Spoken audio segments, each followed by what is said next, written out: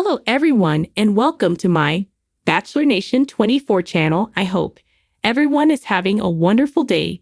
Before we begin, please hit the subscribe button and give this video a thumbs up. The Curse of Oak Island. The team seeks more evidence. Treasure was buried on island in the 13th century.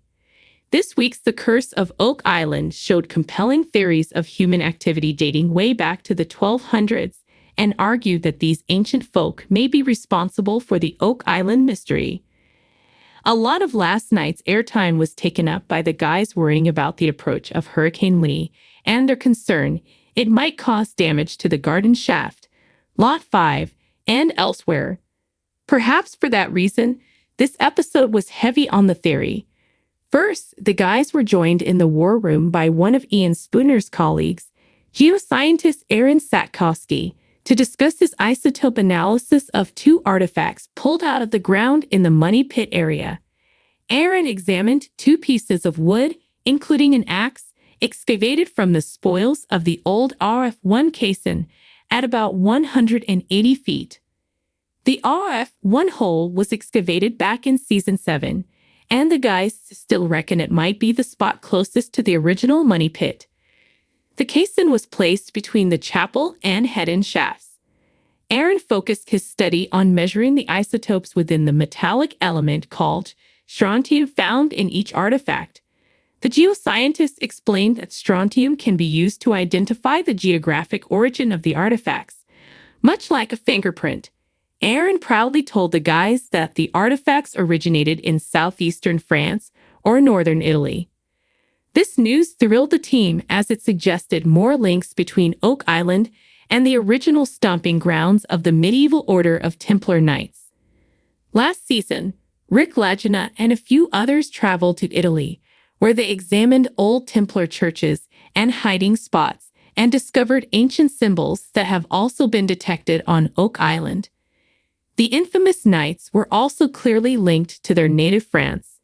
The 14th century lead cross, uncovered by Gary Drayton in 2017, is believed to have been made using materials from mines in southeastern France.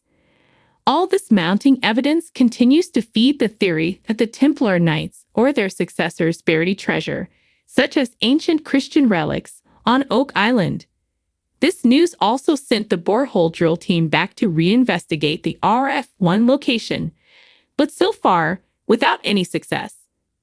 Elsewhere on the island, Ian came up trumps with the carbon-14 results of the wood found on old tree stumps recovered from the swamp.